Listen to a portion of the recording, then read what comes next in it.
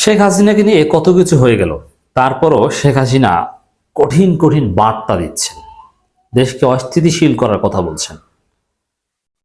শেখ হাসিনা যথেষ্ট আত্মবিশ্বাসী মনে হয়। একদিকে শেখ হাসিনার ফাঁসির বন্দোবস্ত চলছে, 1 মাসের মধ্যে ট্রাইব্যুনাল তার তদন্ত শেষ করার কথা বলছে, মানে দ্রুত ফাঁসি রায় হতে পারে গণহত্যার অভিযোগে। সেখানে শেখ হাসিনা বড় বড় কথা বলছে, একের পর এক ফোনালাপ ফাঁস করছে। তাহলে কি শেখ হাসিনার প্রত্যাশা পূরণ হবে? এরকম কোন আত্মবিশ্বাস তাদের মধ্যে আছে কিনা? কেনই বা ফোনালাপ আবার ফাঁস করছেন? কয়েকটা বিষয়। শেখ হাসিনার নতুন অডিও ফাঁস, গণমাধ্যমের খবর। এখানে একটা বিষয় প্রমাণিত হয়েছে, বিশেষ করে 10 নভেম্বর কেন্দ্রিক শেখ হাসিনার অডিও ফাঁস হওয়ার পর সরকার কিন্তু নড়েচড়ে বসেছিল। সরকার পক্ষ থেকে বলা হয়েছে তারা ভারতকে অনুরোধ করবে যে শেখ হাসিনাকে যেন এই সুযোগ দেয়া না হয়। কিন্তু সরকার ভারতকে নিষেধ করে দেওয়ার পরও যেন শেখ হাসিনাকে এইভাবে কথা বলতে দেয়া না হয়, তারপরও শেখ হাসিনা কথা বলছেন, অডিও ফাঁস করছেন। এটা দ্বারা বোঝা যায় যে ভারত ডক্টর ইউনূসের কথা রাখছে না, শেখ হাসিনাকে নিষেধ করছে না, বরং ভারতেই বুদ্ধি দিচ্ছে যে এইটা বলো সেটা বলো, একের পর এক ফোনালাপ ফাঁস করছে। ভারত সরকার ডক্টর ইউনূস সরকারের কথা শুনছে না, অতএব আমাদের ভারতের বিরুদ্ধে আর সোচ্চার হতে হবে। এটা একটা শিক্ষা এখান থেকে। আর শেখ হাসিনা ফোনালাপ ফাঁস করছেন ইচ্ছাকৃত ভাবে, এর তাৎপর্যটা কি? শেখ হাসিনা জানেন যে তিনি বাংলাদেশের প্রধানমন্ত্রী কখনো হতে পারবেন না, তিনি ওই ভারতেই মরতে হবে তাকে, ফাঁসির দণ্ডপ্রাপ্ত আসামি হিসাবে। এটা শেখ হাসিনা জানেন। কিন্তু তারপরও যেহেতু একটা বড় দল, অনেক নেতাকর্মী আছে, তাদের উজ্জীবিত রাখা, তাদেরকে একটু কনফিডেন্ট রাখা, এটাই তার উদ্দেশ্য। এই কারণে এই ফোনালাপগুলো ফাঁস করাচ্ছেন, অন্য কোনো উদ্দেশ্য নাই। তাদেরকে একটু আশায় রাখছেন, সবাই হতাশা হয়ে চুপচাপ বসে থাকবে, পরবর্তী প্রজন্ম যাতে অন্য ফরম্যাটে রাজনীতি করতে পারে। আমার মনে হয় উদ্দেশ্য এটাই। তাছাড়া শেখ হাসিনা নিজে আসবেন বা কি, এটা শেখ হাসিনাও জানেন যেটা সম্ভব নয়। এটা সজীব ওয়াজেদ জয়ের প্রথম বক্তব্যে বোঝা গেছিল যে মা আর রাজনীতিতে ফিরবেন না।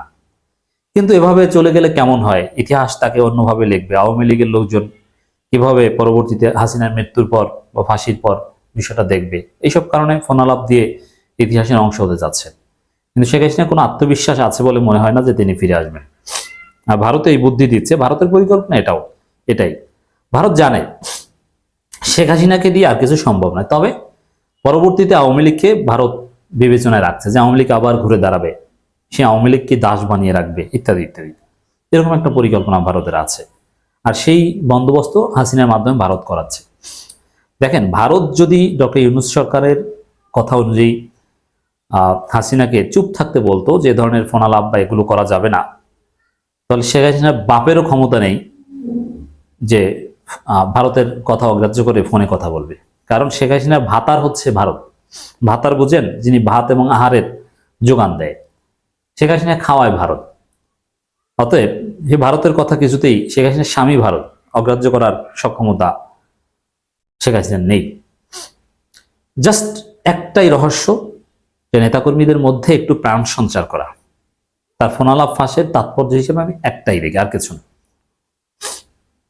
কদিন ধরে পরপরই ফাঁস হচ্ছে সাবেক প্রধানমন্ত্রী শেখ হাসিনার অডিও কল রেকর্ড। দেখেন, এখানে পত্রিকাগুলোর ভাষায় দেখে আমি লজ্জিত।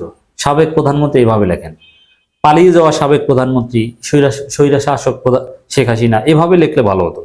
কিন্তু এই ট্যাগগুলো কেন যেন লেখা হয় না। প্রথম আলো, কালবেলা কেউই লেখে না। সেখানে দলীয় নেতাকর্মীদের সঙ্গে দেশের নানা বিষয় নিয়ে কথা বলতে শোনা যায় তাকে। সেখানে ছুড়ে দিচ্ছেন নানান হুমকিও জুড়ে দিচ্ছেন। 18 নভেম্বর আবারও শেখ হাসিনার কণ্ঠে নতুন একটি ফোনালাপ ছড়িয়ে পড়ে সামাজিক যোগাযোগ মাধ্যমে। ওই ফোনালাপে শেখ হাসিনার কণ্ঠের মতো একজন দলীয় নেতাকর্মীদের বিভিন্ন বিষয়ে পরামর্শ নেন শেখ হাসিনাই। কারণ সরকার বলেছে এই বিষয়ে তারা ভারতকে নিষেধ করবে, মানে সরকার নিশ্চিত হয়েছে বলেই তো ভারতকে নিষেধ করার কথা বলছে। এবং ওটা যে শেখ হাসিনার ফোনালাপ, তার প্রমাণ আমরা পেয়েছি। 10 নভেম্বর শেখ হাসিনা ওই ফোনালাপে যা করতে বলেছে, আগের ফোনালাপ, আওয়ামী লীগের লোকজন সেম কাজ করার চেষ্টা করেছে ট্রাম্পের ছবি নিয়ে। এর মানে ওটা অরিজিনাল বলেই তো এটা হয়েছে। এবং শেখ হাসিনার সাথে ফোনালাপ ফাঁস করার এক কথিত অভিযোগে যুক্তরাষ্ট্র আওয়ামী লীগের এক নেতাকে বহিষ্কারও করা হয়েছিল। মানে আওয়ামী লীগও স্বীকৃতি দিয়েছে, ওটা সত্য।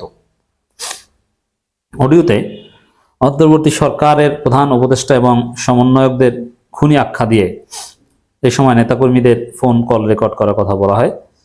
অডিওতে বলা হয় এই অবৈধ সরকারের অত্যাচারে সারা দেশের মানুষ জর্জরিত, কৃষক শ্রমিকরা বেকার হয়ে গেছেন, শ্রমিক আন্দোলন করছেন, সঙ্গে সঙ্গে গুলি করে মেরে ফেলা হয়েছে। দেখেন, সামান্যতম অনুতপ্ততা বোধ তো নেই, বরং এখনো প্রোপাগান্ডা, মিথ্যা কথাবার্তা, ডক্টর ইউনূসকে হুমকি ধমকি, একেবারে উল্টো লাইনে কথা বলছে। এদেরকে সাথে নিয়ে কিসের রিকনসিলিয়েশন, যাদের সামান্যতম অনুতপ্ততা বোধ নেই। অডিওতে অন্তর্বর্তী সরকারের প্রধান উপদেষ্টা এবং সমন্বয়কদের খুনি আখ্যা দিয়ে এ সময় নেতাকর্মীদের ফোন কল রেকর্ড করার কথা বলা হয়। অডিওতে বলা হয় এই অবৈধ সরকারের অত্যাচারে সারা দেশের মানুষ জর্জরিত, কৃষক শ্রমিকরা বেকার হয়ে গেছে, শ্রমিক আন্দোলন করছে, সাথে সাথে গুলি করে মেরে ফেলা হয়েছে। চাকরির বয়স নিয়ে আন্দোলন করতে যমুনার সামনে গেল, সাথে সাথে গুলি করলো, সেখানে একজন মারা গেল এবং পিটিয়ে উঠিয়ে দিল। কে মারা গেল? কিসের গুজে? উদ্ভট কথাবার্তা, কি প্রোপাগান্ডা চালাচ্ছে, কোনো মারা যাওয়ার ঘটনা ঘটেনি। আর প্রধান উপদেষ্টার বাসভবনের মধ্যে ঢুকে যাবে আর আঙুল চুষবে পুলিশ। শেখ হাসিনা বলেন 7 জুলাই থেকে ওই ছাত্ররা যখন আন্দোলন করে 14 জুলাই পর্যন্ত, তারা সহিংস হওয়ার আগে গায়ে একটা টোকাও পড়েনি, তাদের মতো তারা আসছে বসছে, আমরা তো তাদের কিছুই বলিনি। পুলিশের কাছে কোনো মেটাল বুলেট ছিল না, নির্দেশ দিয়েছি কোনো গুলি করবা না, পুলিশও ব্যারিকেড উঠিয়ে তারা ইচ্ছা মতো আন্দোলন করছে। শুরু থেকে তো অনেক কিছু করা যেত, আমরা তো সেসব করিনি। তাহলে এই 2000 মানুষ মারা গেল, 30,000 মানুষ আহত হলো, এটা জিনপরি আর আজাজিলের বংশধর এসে করেছে নাকি? এত মানুষ মারা গেল, মানুষকে গণকবর দিতে হয়েছে, লাশ গুম করতে হয়েছে, ভ্যানের উপর সেই লাশের স্তূপ, যাত্রাবাড়ি থানার সামনে যে গুলির ঘটনা, এগুলো জিনপরি এসে করেছে। তিনি বলেন এই কোটা তো আমিই বাতিল করে দিয়েছি, সেখানে কোনো কোটাই নাই, সেখানে আন্দোলনটা কিসের জন্য ছিল? কোটা ফিরিয়ে এনেছিলেন এই জন্যে।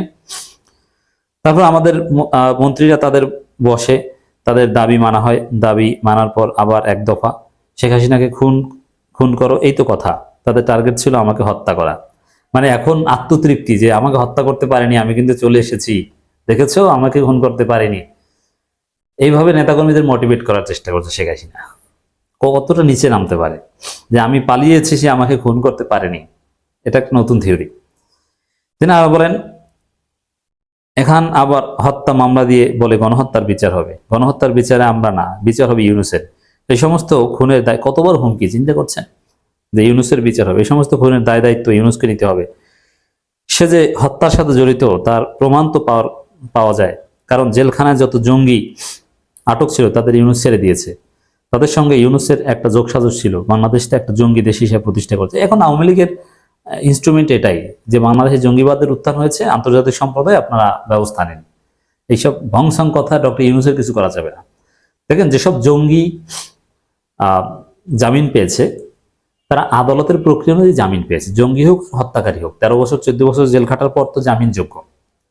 যেমন হাসিনার আমলে অনেকে জামিন পেয়েছিল, অতএব এটা কোনো সমস্যা না, স্পেশাল বিবেচনায় কাউকে ছাড়েনি। আর যাদেরকে জঙ্গি বলা হয় অনেকেই জঙ্গি না, তাদেরকে জঙ্গি বানিয়েছিল হাসিনা নাটক করে ক্ষমতায় টিকে থাকার জন্য। অতএব তারা এখন মুক্ত হয়ে স্বাভাবিকভাবে জীবনযাপন করছে। সব হাসিনা এসব প্রোপাগান্ডায় কাজ হবে না। সব জঙ্গিবাদের থিওরি এখন পৃথিবী খায় না, নেই। ওয়ারেন্টেরও অনেক আগে শেষ হয়ে গেছে।